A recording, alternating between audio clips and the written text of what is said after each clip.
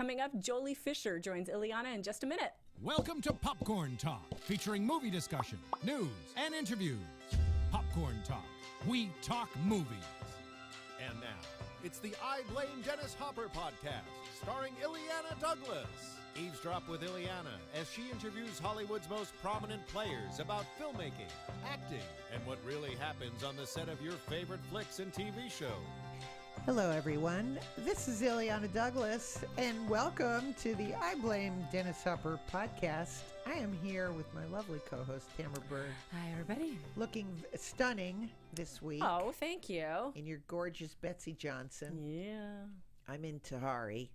If these designers are hearing us, Send more. please send more. Because we love the fashion. And Yeah, you just fired me on Facebook Live. I didn't mean, I've rehired you. Oh, okay, thanks. What I meant to say was that it was your last show of the year. Yes, Of which the year is true. 2018. You have one more show of the year next week. Yes, so we're going to all things Christmas. And Yes, but I won't be here for that because I will be leaving know. on a jet plane. It's too bad for So- your Christmas holiday. Yeah. But I would just like to say, since it is our last show, that I look forward to many more shows in Yay! 2020 and how fun it's 2019. been. 2019. Yeah. Oh my God. Yeah. 2020. How did I miss a year? Oh my God. You're very forward thinking. I am sleepy. 2020. Yes. You have can't been believe busy, it. girl. I have. I've been working on a show that I cannot. Everything in show business today is It's all under wraps. top secret. Top secret. So I am not allowed to divulge where I'm working, except I can say that it's personally very, very fun. And watch your Twitter feed because, of course, you'll announce it there when it is out, when you can tell what it is. Yeah. And our wonderful, speaking of Twitter, our wonderful show that I did, that I EP'd, the Pioneers DVD on Kino Lorber, we picked up another award. Yay! Yeah, we won the New York Film Critics Special Award. And then we won I'm going to say it wrong. So it's but it's a female Film Critics Award. Oh, fabulous. It's called the Best Kept Secret Award, which is very interesting. Oh. But I'm thrilled that people are really responding to it. The other thing I was going to say was, I don't know, did you notice the film they announced the movies yesterday for the film registry, the movies that get protected. Right. So they had By the Academy and all that. well, it's not by the Academy. Oh, it's not. Oh, okay. It's a select group of filmmakers. I happen to know that one of them is Martin Scorsese, because I remember back in the day. You heard it here, people. It's an exclusive. It's an exclusive. I'd say, put on Grey Gardens, and then eventually it got on, so I was Nice. happy. But I'm always thinking, the movies are getting pretty. They're getting pretty modern. Like they had My Fair Lady on, and I laughed. I only laughed at My Fair Lady being on the National Register because the AFI Top 100. Mm-hmm. When I first started doing Trailblazing Women on TCM, I looked at the AFI Top 100, and there were no movies directed by women. Right. Which to this day, in 2018. Soon to be 2019, there are still no films on the AFI list that are directed by women. That is saying that in the 100 years of cinema, that a woman's film is not, that they can't find a film directed by a woman that should be on the AFI top list, which is a sort of a standard bearer, as we know, Right. as we look to great movies. But anyway, my point is that when I first looked on this list, there was a couple of movies that I suggested that they remove, and one of those movies was My Fair Lady. Now, I like My Fair Lady. It's okay. It's an okay movie. It's fun. It's got Rex Harrison. Yeah. I didn't think it deserved to be on the top 100, and ironically, it has since been removed. But there it is on the National Film Registry, being preserved forever. Is there a limited number to the? It continues to grow, so it's not 100, right? I mean, it just grows as the years go on. I assume, know yes? that every year I can sort of take a sneaking suspicion that if Mr. Scorsese is on the group, I'm sure that Mr. Spielberg is on the group, because Yeah. it just seems like all their movies are getting, all their movies seem to make the list. magically. Jurassic Park is on the list. So listen, I wish they had 100 films a year that they would, protect and preserve. I think Goodfellas is preserved. There's a couple films that I'm in that are preserved. Nice. But I just once again, in sort of looking at the list, it never seems to be really sort of female driven, and I just think there's so many names of female filmmakers, Penny Marshall and Nora Ephron, and I don't know, that seem to be getting overlooked. That seem to get overlooked. It's so interesting. Ida Lupino, of course, as I'm always talking about. So that's my long-winded discussion of that. I hope that made sense. Yes. Aside from that, how was your jewelry trunk show? Oh, thank you. It was wonderful. I had it over the weekend. You multi-hyphenate, you. Yes, indeed. Yes, indeed. There was glug. You know how I love my glug, which is the hot spiced wine, in case anybody doesn't know what that is. Lovely. And delicious food and beautiful jewelry and just fun people. It was great. It was a big success. Thank you for asking. Speaking of food, I'm just going to brag. Do it. Tamara and I, we some people send each other, dirty pictures. We send food. Yes, we do. Look at what I made. Are you jealous? Exactly. But I made my smoked Gouda macaroni and cheese. Oh, good Lord.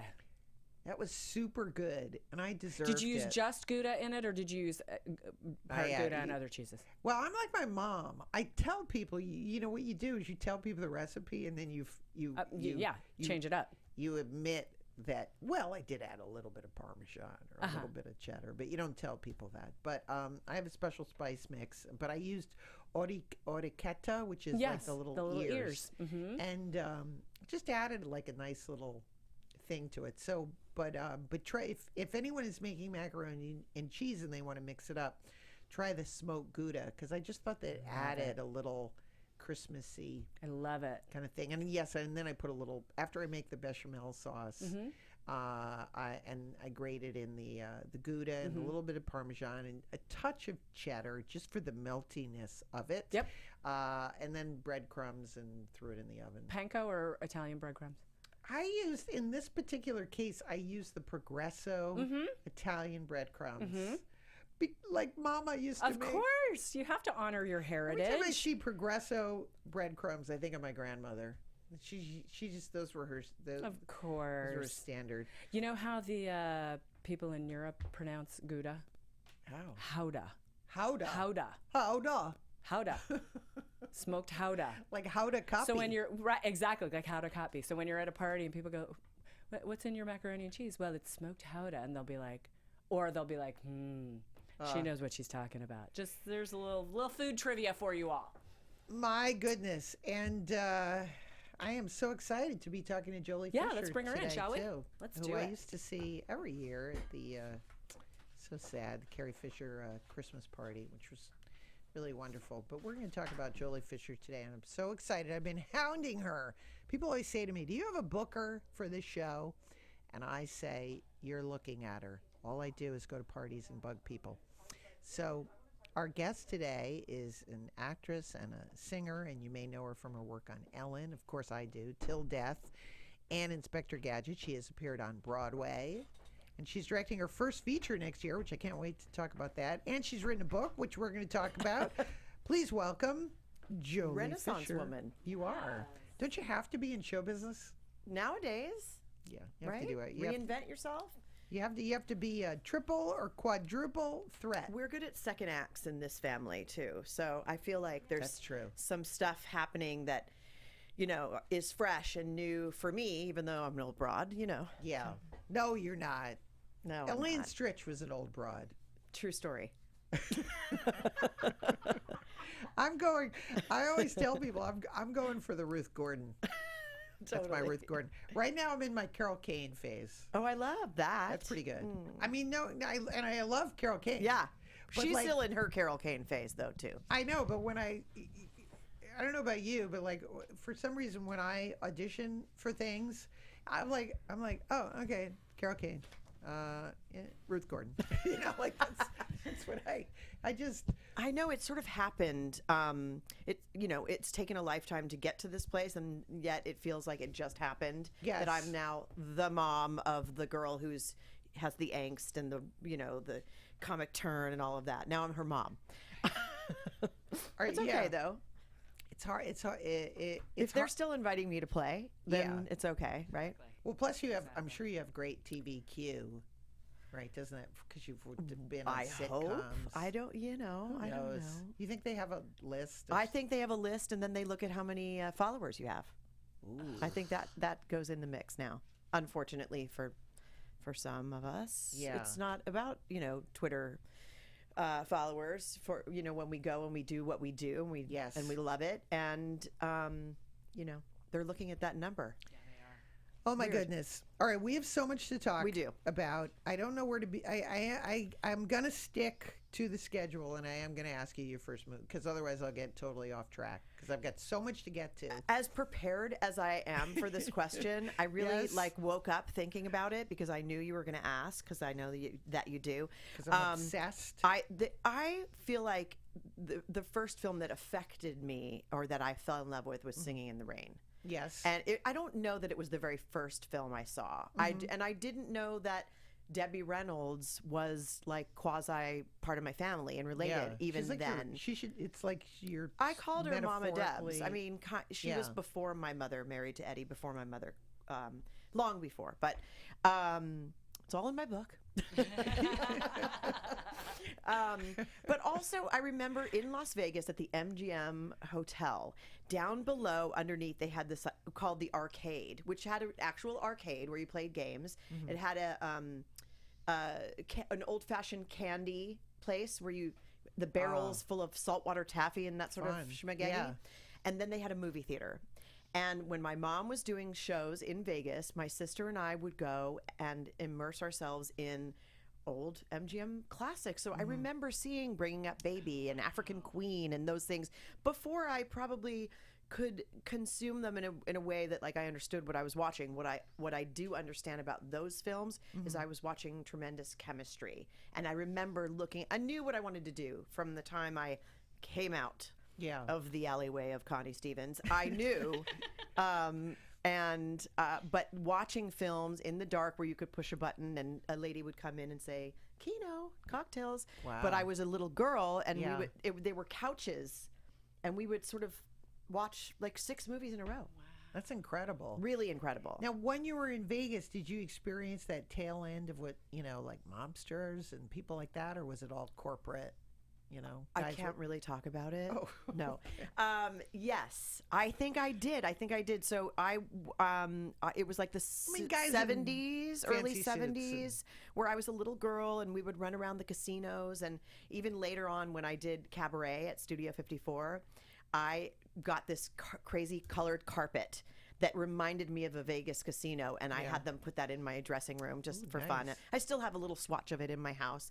I ordered room service before I did most things. We would order pretzels and Fresca, and the room service would say, Miss Stevens, could you tell the girls to tip the waiters when they bring them their treats? But I love that.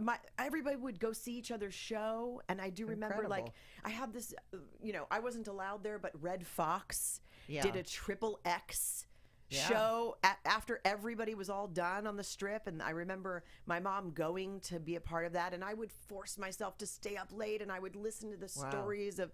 I was raised around those crooners and those old comedians, and they would vie for the floor, and my mom would have this great party every August, and they would tell stories, and Jack Carter and Phil Foster and Red Buttons and Milton Berle and Jan Murray, and they would they would tell the stories, and that's my story. No, I tell that story better. I mean, it was just a wild education.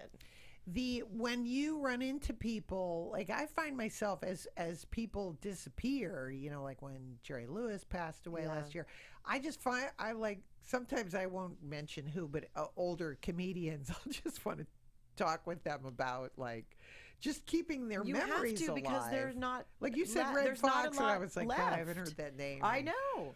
so long. Fox with 3 X's. It was on the marquee. Jack it was, Carter. Yeah. I mean, it is, and it has been a couple of years of. I mean, I guess they're getting to the age where they're leaving us. And we have to sort of like keep that alive, and I want to tell my children about these stories, and they kind of look at me blankly because they're watching an Instagram video that's 35 seconds, and they lose their attention span is gone after that, and I'm like, oh my God, I used to for hours listen to people talking and looking into their eyes and watching films and having great discussion about films and theater and all of that. So I try to infuse their lives with a little bit of that old stuff. Still.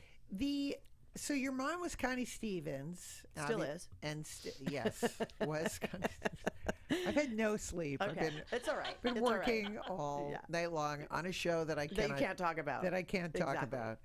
I love show business. But your mom is who I've met. Yes.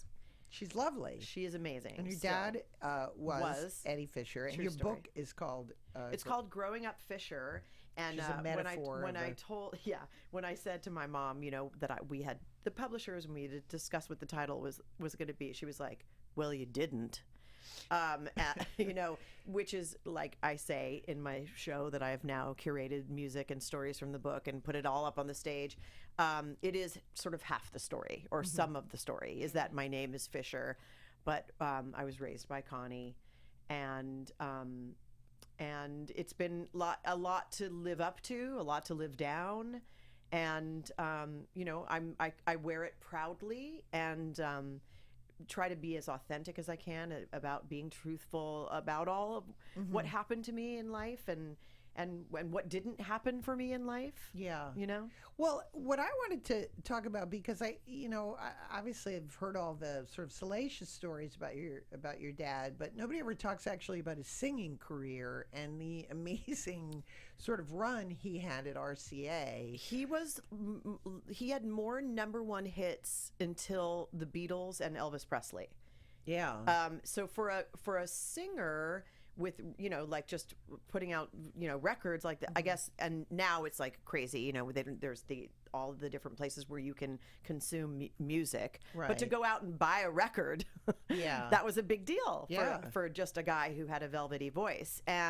But you have to excavate the well chronicled, memorialized version of Eddie, the cad, the womanizer, the gambler, the drug addict, to get to the good stuff, which was he was obviously charming. He was obviously an amazing talent. He had that big voice and landed the most incredible women on the planet. They're the ones that about that he was married to, and then there were the other ones that I've heard stories about, like Marlene Dietrich.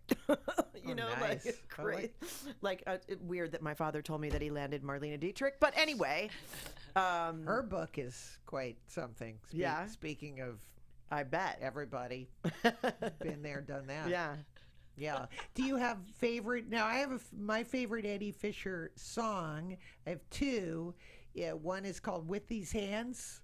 With these hands, I will cling to you. God. I know. I don't know if I know that the song. The cordier, the better. Oh my! They don't write them like they used to, nor should they. Games that lovers play. Yes, love it. That's his later. That's his 60s. It's funny. I was trying to find. Oh, look at that! You say it and it happens. Wait a minute. That's the Tom Jones version. Yeah. Oops. but that is the song. Thank you. I think Eddie Fisher covered it first. Let's not. I call the wind like a Mariah. Swing version. Yeah. I will cling. Thank you. There. Yes. I mean, listen to that. It's like butter, and then he had this power, and he was a little tiny man. He was. Oh, he was. Oh yeah. Like I towered over him. Big voice. Big voice. My Papa was his biggest hit. Yes, that's the one that they would always play on late night. But I love anytime.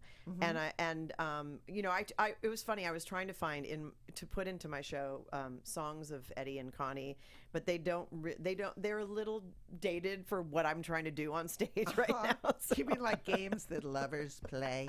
It didn't really fit in this story that I was trying to tell. See, I love those. I mean, my mother's biggest hit was 16 Reasons Why I Love You and Kooky, Lend Me Your Comb. So those powerhouse lyrics. You should do that'd be funny if you started doing it really seriously and just went, no, this is not.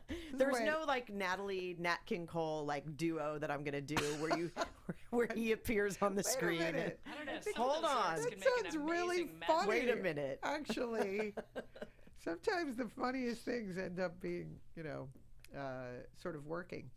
But so is it true? I mean, I don't even know is it true that his career was in fact because RCA dropped him after a certain, during the Elizabeth, not that you're the historian. But. No, I mean, I have, I have it chronicled, but to be fair, this is Jolie Fisher book, and I do honor Eddie and Connie, and I tell some, stuff about that, but he, I know he produced his own records after a while, like sort of like the first of those guys to do that, you know? But so it must have been that he didn't have a deal at a label, I would imagine. Yeah.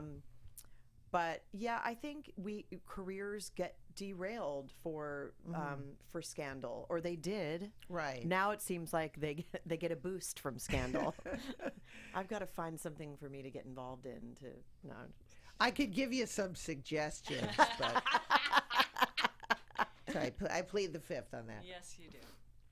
Anyway, so I just love it. I'm such a music nut, and I love songs, and I'm always searching around YouTube and find, it makes me so sad just when sometimes we forget that aside from all the scandalous stuff, that they had great, kind of singing careers and things like that. So with your mom, did she have movies that she took you to? Did you see movies, or was she working all the time? Or so she was.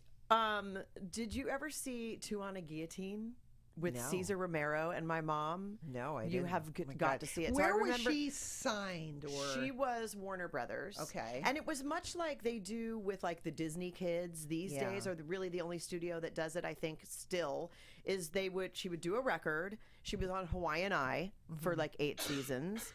And then they'd say, we're going to put you in a film with Troy Donahue. And then they ended up doing like 4 or 5 things together. And they did the series with Robert Conrad and Tony Isley and Ponce Ponce, and then they were like the couple. So they did Parrish and Susan Slade, and Parrish. I love Parrish. I mean, I think it's a great film, really, really good. And she did a couple of movies with Jerry. Yes, actually, Jerry kind of discovered her for. Oh, really? She tells the story. She tested for, like, I guess in those days it was like a test. Screen test for Rockabye Baby, and she read a couple of scenes with Jerry, and Jerry walked around her. He was like trying to just have her come off her game a little bit. Not that she had game; she was like 17 years old, and he walked up and he's like, "Do you like veal cutlet?" As only Jerry would do. And she burst out laughing. Oh my God. And got the job. That's amazing. Oh my God. That's great. Yeah. And Way Out she did with him, which is that's right. I forgot about that one. Ekberg and Dick Shawn and my mother and Jerry Lewis in space. Like, listen to the pitch for that. Yeah. That's one of the ones I have not seen in the Jerry opus. Oh, it is the Russian cosmonauts, and they are the American astronauts Way Out. It's brilliant. I love it. I mean, Dick Shawn was a genius. Yeah, he was amazing. Now, did you meet Jerry? Did you ever? Yes. He was the best. Yeah. He was such a fun. I'm sad that he never got to see me do like what I do. Like, I was Connie's kid, but that's okay, Yeah. Like, I could see him. I got a lot of respect for you. Just whatever classic old shit kid. Yeah. I got a lot of respect for you. Come here. Let me tell you something, kid. Yeah. He used to call up when I worked at TCM, he would say, I don't like, don't wear green again and things like that. Like great show business. That's funny. Yeah. I dress the women. And by the way, he was probably right. He was totally every time. right. I would always, right. I would always listen. He gave me, I had 3 approved colors. He said, this is what you should wear. He goes, I worked with Edith Head. You know who Edith Head is? Yeah. Like that kind of, I was like, yes, I know who Edith is. He told me black, red, and blue. Those were my only colors that I could wear. Stick to it. My Jerry Lewis colors. My mom does that to me. She comes to almost every show that I do, and she's just a tremendous support.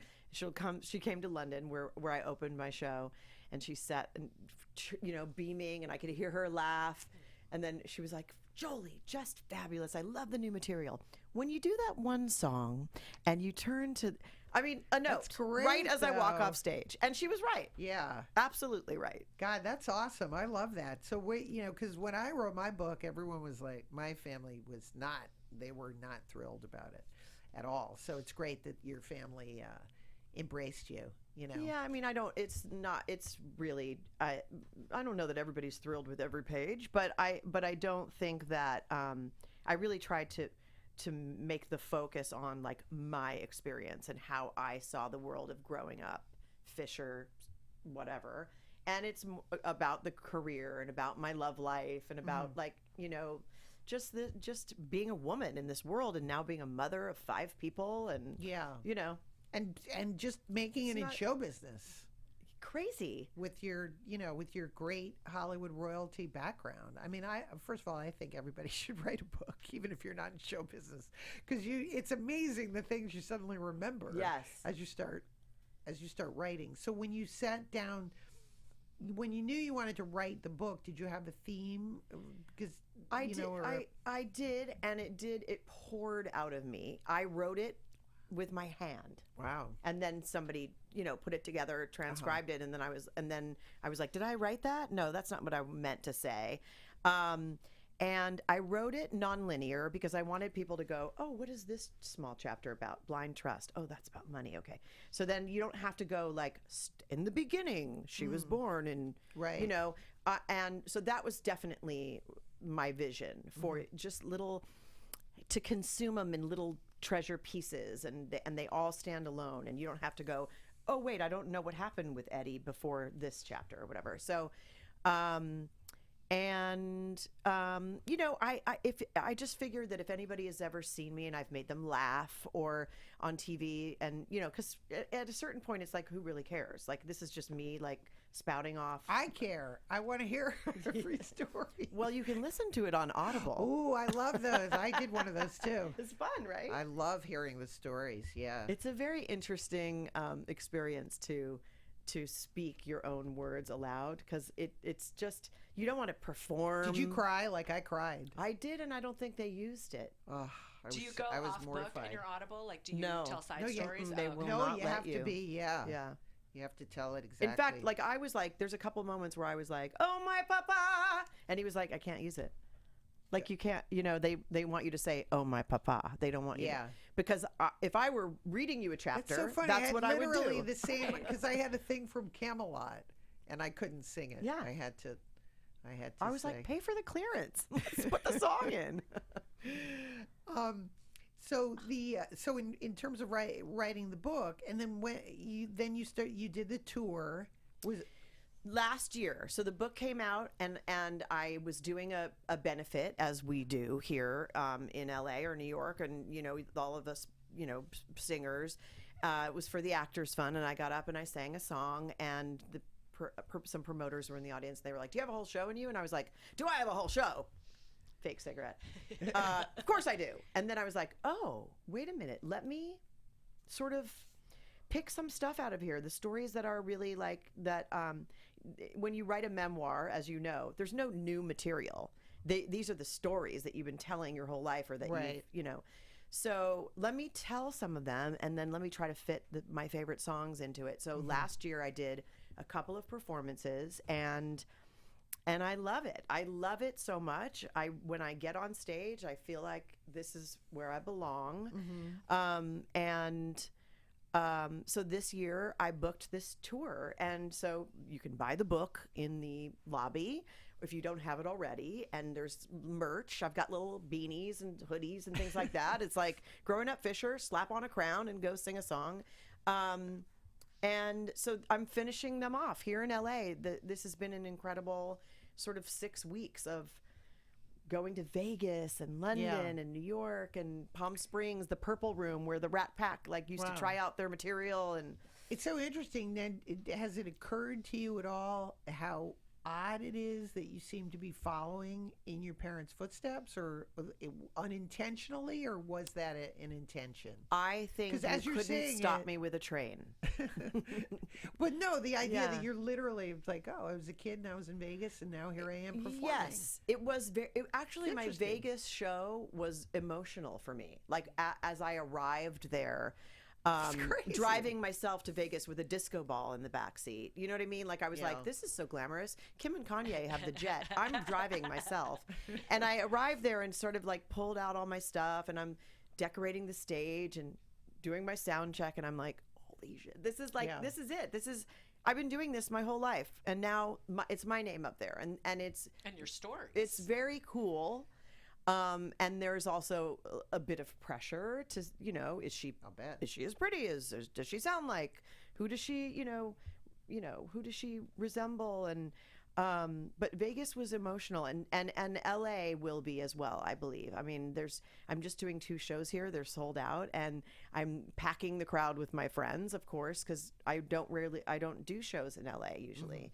Mm-hmm. And, it's like I could have just done this in my living room, but no, I'm going to be at the Wallace Annenberg Theater, and it will, we'll see what comes out of it. The stories will be the stories that I've been telling all along the tour, mm-hmm. But they kind of shape differently. Do you ad lib at all? Or I do. You basically tell the stories, but then sometimes you get off track. I like when people when I can feel what people are responding to or not responding to. Yeah. I had a heckler. Oh, no. In New York. Really? Because I do a tiny, one minuscule thing about politics. Because I have to. Because I have a big mouth and I am very invested in what's happening. But that piece is rewriting itself every day. So in the world and now in my show. So I kind of like throw this little thing together, and then I sing a funny song. So to me, I'm like, that's the thing that's going to have you yell at me out of the audience. It's very strange. Did you pay for your ticket? Go out. Like. Did you ever see Shirley MacLaine in concert? She was tough. Really? Or she'd yell at people. Like, yeah. Oh, I did. No. I mean, she's amazing, but like, yeah, she'd be like. That's funny though. Yeah, she'd like literally stop mid. It's interesting when people have a few drinks in them that they think that they're part of the act. Yeah. Like. I think that I feel like I'm accessible in that way. Like I'm being very vulnerable and sort of inviting you into my world. Yeah. So some people are not sure where the line is. It's like somewhere over here.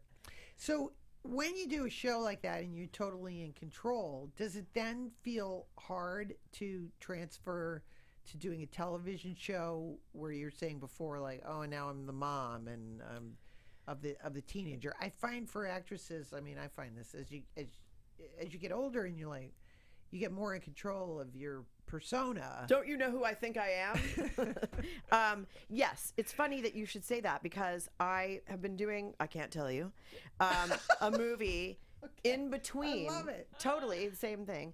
In between these gigs, these last couple of gigs, I was like, should I do that? Okay, well, they only need me for 4 days, and 2 of the days are loaded with scenes that I'm in. And they happened to fall right before my Vegas show and right before Palm Springs. And then I drove back from Palm Springs and went straight to the set twice. So I'm on the set, and I am playing the mom. And I have a couple good, kind of meaty scenes. And I'm thinking to myself, last night I was belting it out on the stage, standing ovation, and now I have, it's puting someone else's skin on. Yeah.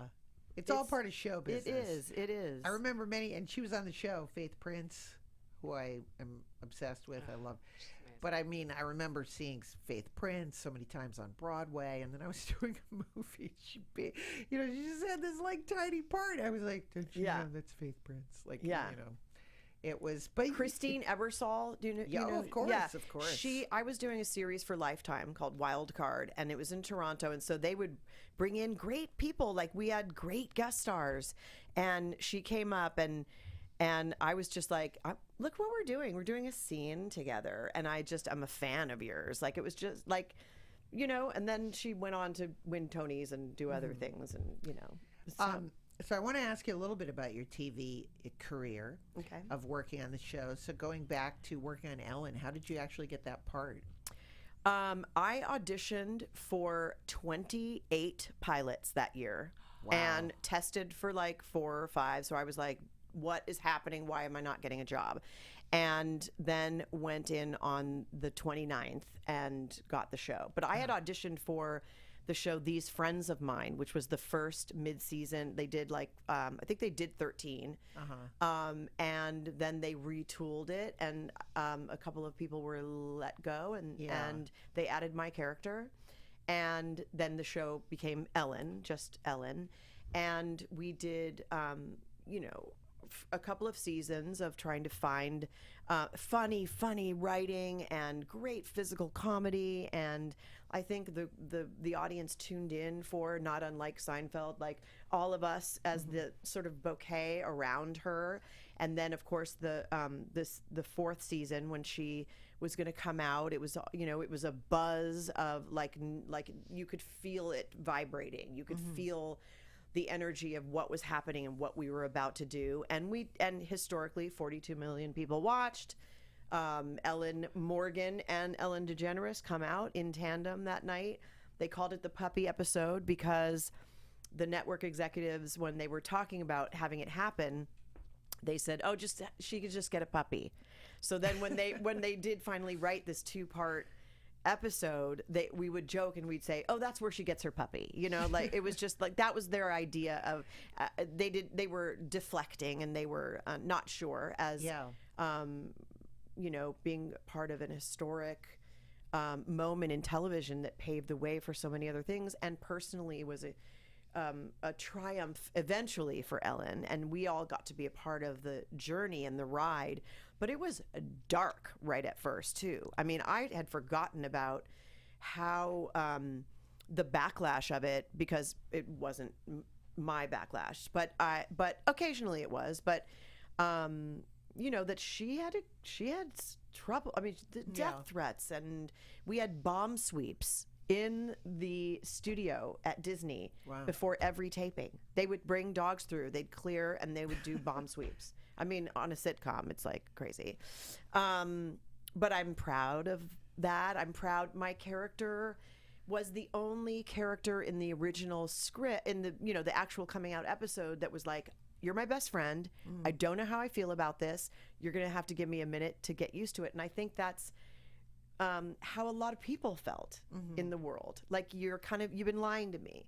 So now that you're this person, I love you and you're my friend, but let me get used to it, which I think is how people feel about when people come out after many years. And we've heard 21 years of stories of people who said, because she did that, they were able to come forward and live their authentic self and tell their family and their friends that they were gay. And it's interesting because my children don't know from a time where gay people aren't represented on television, let alone in the female lead part. So it was big stuff, and we had so much fun. I mean, we laughed, and oh my God, it's just crazy. And the writing was so great. And wait, did they shoot that at Radford? Where did they shoot Disney. that? At Disney. Is that the one over the hill? Like Burbank. Yeah, right across. Yeah, I just want to know where. Right, you're studio? like, what studio I do? Where's the parking? Do I have? Where was the parking? Do I have a drive on? That's all I care about. Exactly.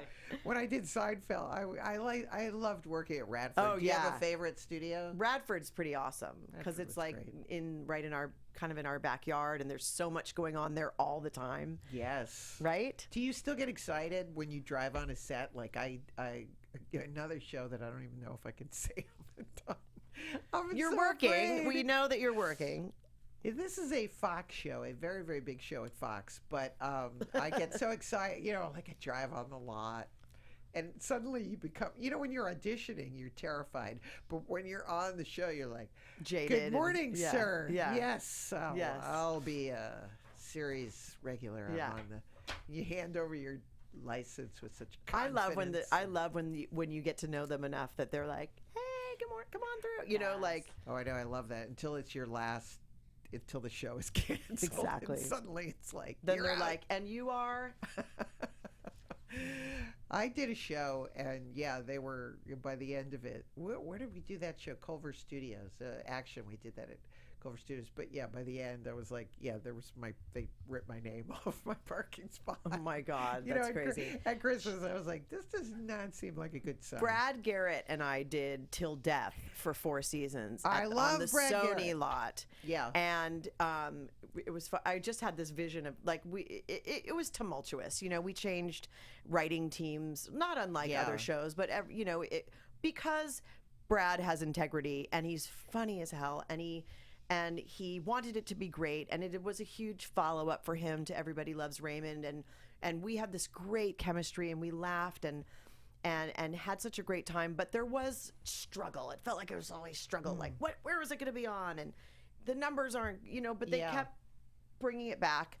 And we were shooting, and in the stage across from us was Cher and Christina Aguilera doing that movie that they did. the Burlesque. Yeah, Burlesque. And then Tom Hanks is doing one of the Da Vinci Code movies here, and the monks all in the red things would be walking by, and it was like truly like old Hollywood. Yes. It was just bizarre. People in like G-strings and pasties, and then the monks, and then Brad and I doing our comic turn as a married couple. That Tom Hanks was riding on a bicycle, and he came up beside me as I pulled in, and I knew him through my sister Carrie, and I was like, hey, hi, and he's like, I've been watching that show. He goes, you really hate each other, don't you? And all I heard was, I've been watching your show. I was like, wait, we might need to fix that. I don't want that to be what you think. Did you enjoy working with Brad Garrett? What is he now? What was the thing? He did a show about trying to find a girl to date. Was that like that actually? He did happened? a show at our show. Trying to find a girl that he was right for. I thought that was such an odd choice. Oh, it's a reality thing. Yeah, for a major movie star to sideline. There he is. Oh, that's such a sweet. We really were like a married couple without the sex. Look at you guys. We were like a married couple. That is crazy. What did your husband think about this? He was into it. No, I'm just kidding. I don't know. No, we were. It was a platonic chemistry. Yes. You know how it is. But we look very happy. We did. It was funny. It was funny. I mean, have you thought of doing something else together since you had that chemistry? I think he has a show that's picked up already now. Okay. Yeah, he's done a couple shows since then. I would do something with him. I told him that he killed my career and made me look old. But I was just kidding. They were like, they've been married 20 years. I'm like, I'm not old enough to be married 20 years. And I'm like, oh wait, I've been married 20 years. See, Ray Romano, he's changed it up. Now he's doing all these dramas. This series. We could do the same thing. I know. We could. I love when comedians play bad guys. He did an arc on, I think it was like the finale on Law and Order. And he played like the guy, the bad guy. The special victims unit. Yeah. Well, have you been on Law and Order? I haven't. What? I know. You're the only person. I'm the only person in showbiz that hasn't done that. You've got to. Dun dun dun. Yeah. Oh, that's it. There you go. Look at how fast you guys are pulling all that up. Awesome. Yeah, he was. How he tall was dark. Is he? Is he like 8 feet tall? 6'8". And by the way, I was like, oh my God, an actor that's going to make me look waif-like and demure, finally, because I'm a curvy, tall, buxom woman. And he couldn't pick me up because he had back problems. I was like, finally, I get my gentle giant and he can't lift me up off the ground. Okay, I want to talk a little bit about your sister. First of all, Carrie Fisher's parties. That's when I knew I made it in Hollywood. How many times have I referenced Carrie? A lot. That's all in my book. That's all I do is reference the greatest night of my life was when I was at a party at your sister Carrie Fisher's, and Jack Nicholson was eating chicken. Yeah. Warren Beatty was there. Yeah. Everybody. Yeah, everybody. Elliot Gould was sitting there. Like, Jay Leno was in the line for the bathroom. The Beatles. Yeah. It was insane. Yeah. I mean, we could go sort of crazy downward spiral dark here. I miss her desperately. I do, honor her and in the book and in my show. Those parties were epic. It was like the Oscars, but everybody was in jeans and leather and smoking and drinking and eating chicken and letting their guard down and being who they were. And there was like no, like, who's more famous than anybody, you know what I mean? And we always ended up in the bed, laying around. And I remember like years ago, like I was laying in the bed and it was Roseanne, Meryl Streep, Bev D'Angelo, Carrie, me, and somebody else walked in and I was like, what? Al Pacino. Like, what universe does that happen where you're on a bed with those people? In the Carrie Fisher universe is where it happens. And our birthdays are like a week apart, and so sometimes I got included in the celebration, and I had a costume party at her house one year, and there's some fun photos of us together, and I, it's tough to not have her. It's like there's this just hole in the universe, Yeah, what's interesting is so many times, and I'm friends with Beverly D'Angelo, but so many times Griffin Dunn. Yeah, there's so many times where we're at a dinner party and we put this odd thing like, wait a minute, did we all meet somehow through Carrie Fisher or a party at Carrie Fisher's? I've got jobs from going there and lifelong friendships, and it's you may have to take up the mantle. I'm more than willing. When you were writing the book, did you ever feel that she would, like, did you try to channel her at all for, ad libs or jokes? Or somebody said in some, I don't know if it was a review or somebody messaged me or whatever and said that I had her like quality of her turn of phrase, which is like makes me just flabbergasted, because if I have a fraction of what she had, she was the smartest person I ever knew. She was funny, but in a way that was like, where did that come from? So I don't think it was really any channeling. I think I have certainly my own voice, but I started to write, and she came to my room, and she was on my elliptical. It was a house that I don't live in anymore when I first started writing the book, when we first lost her. And she came in my room, and she was on the elliptical with a cigarette in a vision, but she was like, write the book, Jolie, write the book. And I was like, it was just such a powerful thing that washed over me, that like she would have given me notes. She would have been proud. She would have said, I love that. Wait, don't even put that in, it would have, I know she's in here somewhere, she's in there. Yeah. And she's, looking up, looking down, wherever she is. She's lying down on the bed. Right. Exactly. Where did that bed go? It's a memorable bad boy. Yeah. If that bed could tell, it's still there. Could tell stories. Yeah. Well, tell us again where. I'm so excited. Where your show is. You're at the Wallace Annenberg. Even though this weekend, theater, the one in Beverly Hills, it's right? the old post office. Yes.